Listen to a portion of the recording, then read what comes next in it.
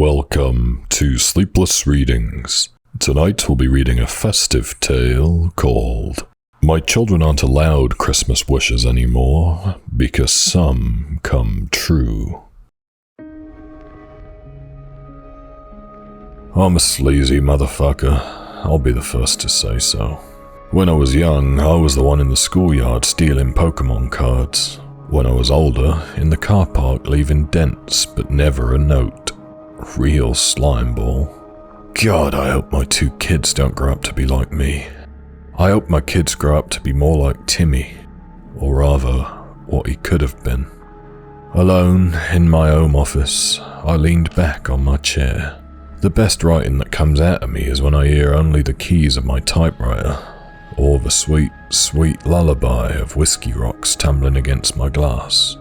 But on nights like these, I hear a third sound, distant in the recesses of my mind.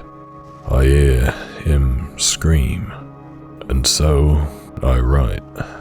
I don't want my son to suffer like Timmy did. On an unsuspecting winter day 20 years ago, I was staying at Tim's home over Christmas Eve because my parents were busy with the divorce. Hell, I don't blame them. With a kid like me, it was probably my doing. Timmy boy pulled a different side out of me than what my parents had come to expect out of my bratty self, though. I loved him for that. He showed me that being a nerd wasn't so bad after all, and if he hadn't, I probably wouldn't be pent up in my office writing this. We played on his new Nintendo 64 until our mothers called us for dinner. We collected trading cards for games we didn't know how to play. He was the perfect kid. Kind, well-behaved, and he had welcomed me into all his hobbies, which we began to share. They made me forget about woes at home. But, well, Timmy had a fatal obsession. See, 12 was a bit old to believe in Santa, but there was nothing I could have ever said to persuade him otherwise. He swore to me that the year before, when he wished for the Nintendo, it came true. He hadn't told his parents about what he wanted because he wanted to test the outcome, and, lo and behold, his new game console was wished into existence. To me, utter hogwash. That was until I spoke to his mother. Timmy's father and I never bought Tim a game thingy, dearie. We had big bills to pay that year. I suspect Uncle Steve must have snuck it under the tree when we weren't looking, but he's never owned up to it, she said. His mother paused for a while before her eyes lit up. But I think we both know who it was, honey. She pretended to rub an invisible, scruffy beard. 12-year-old me was utterly mystified. I couldn't wait to get my wish in before midnight. In retrospect, 32-year-old me suspects she was playing the fool to encourage the theory that a bearded old fat man jumps down the chimney to drop off your gifts neatly wrapped. For God's sake, Margaret, I was 12. I would have bullied the kid that believed in Santa in that age had it not been Timmy or myself. Though I still don't know if she was telling the truth back then. Did Tim really wish something into being under that Christmas tree? That evening was both the best and worst night of my life. We biked around the suburbs for hours in the late afternoon, our parkas blowing in the chilly wind, until we were parked up outside a 7-Eleven to drink hot chocolate. It wasn't the best in the world, but getting a blue Slurpee in December would have been bonkers. So, what are you wishing for this Christmas, Tim? I asked. He had a cheeky, mischievous smile. I got a plan, Richie, he said. I'm going to wish to be one of those Christmas elves. Helpers, I think. I almost snorted hard enough to spit out my drink. What are you talking about? You know, I read it in a book once. They make things appear from thin air, only to wrap them day in, day out during the holidays, he continued. Oh, can you imagine? Anything I wanted, any time.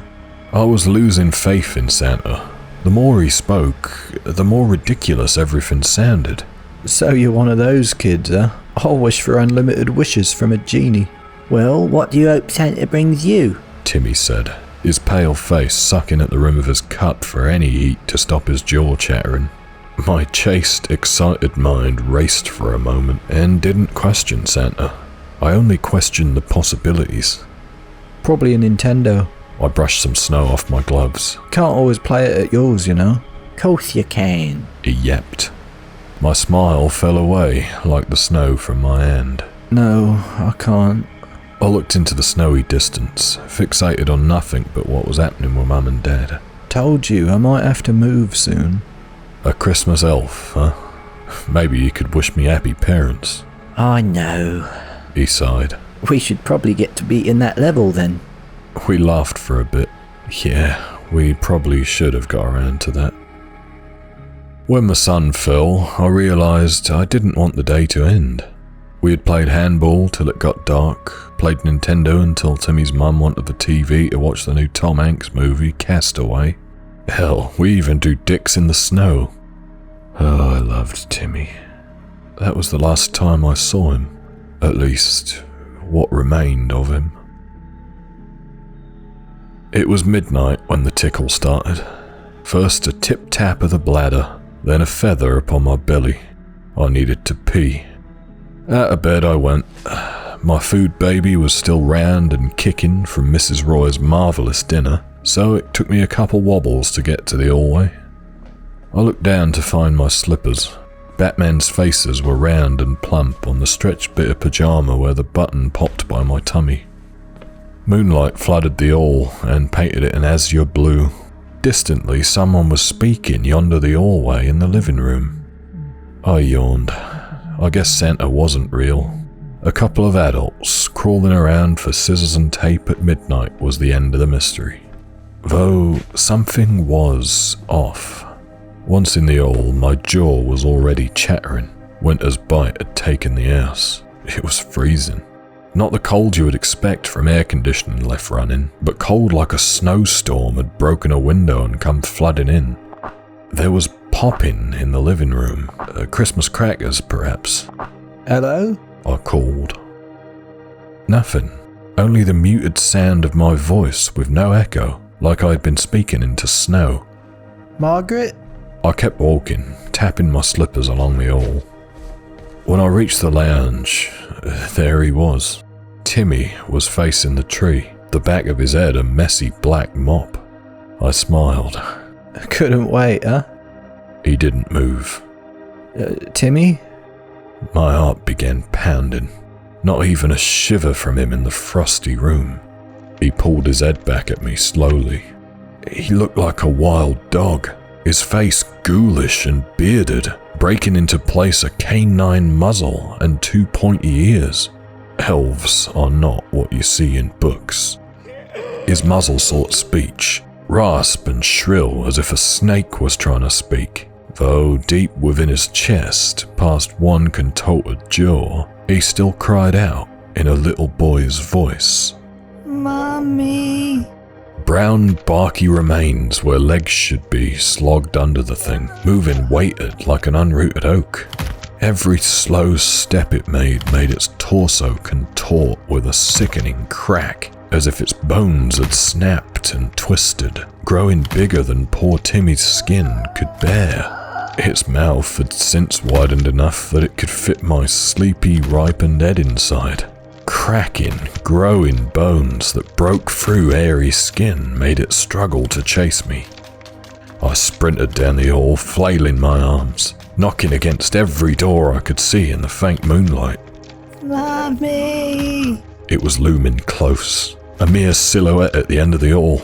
Its torso flailed with a disjointed crack in directions perpendicular to its body with each and every step.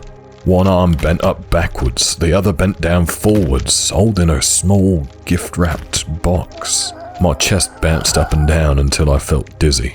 I wanted to throw up. I wanted to get out of there. Every time I heard him wail, I wanted to scream too. Floorboards scratched around as it struggled to stand upright on contorted, pawed limbs. When his parents came running out, he had already gone into the night. Staring outside through the cold wind blowing through the open door, I saw only indents where the thing hobbled away in the blanketed snow. Christmas had come, and Timmy had got what he wished for. After the police interviews had stopped and I moved in with my father, I received a neatly dressed package on the doorstep. It was Timmy's Nintendo.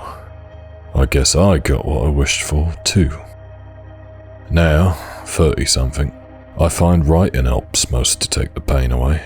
A story unbelievable to shrinks. A story only for the recesses of my mind. A story for me and my typewriter. I got up from my chair and stretched. The world around me was spinning a tad.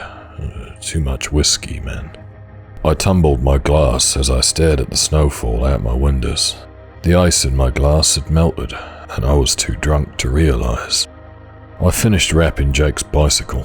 It took a couple hours because I was drunk, but mostly because I was wrapping a fucking bike. I fumbled around in the hallway, trying to find steady footing. I wanted to wheel it to the Christmas tree, but it had to be carried. I knocked the walls a couple times with the handles, and I questioned why I even bothered to wrap it. When he looks at this gift shape, the hell is he gonna see? An Xbox? Suddenly, I froze. At the end of the hallway, a silhouette. Please don't be Jake. You aren't allowed Christmas wishes anymore. There it was again. How it felt to be truly afraid. The alcohol itched at my throat. It wanted to come up. Mommy.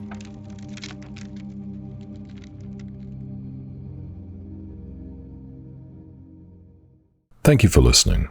That was My Children Aren't Allowed Christmas Wishes Anymore Because Some Come True. Don't forget to like the video, it does help to boost the channel. Leave a comment for the algorithm. There's new stories every Sunday. Not to mention the shorts on Tuesdays and Thursdays. So subscribe. And ring the bell. Thanks, guys. And, as always, stay sleepless.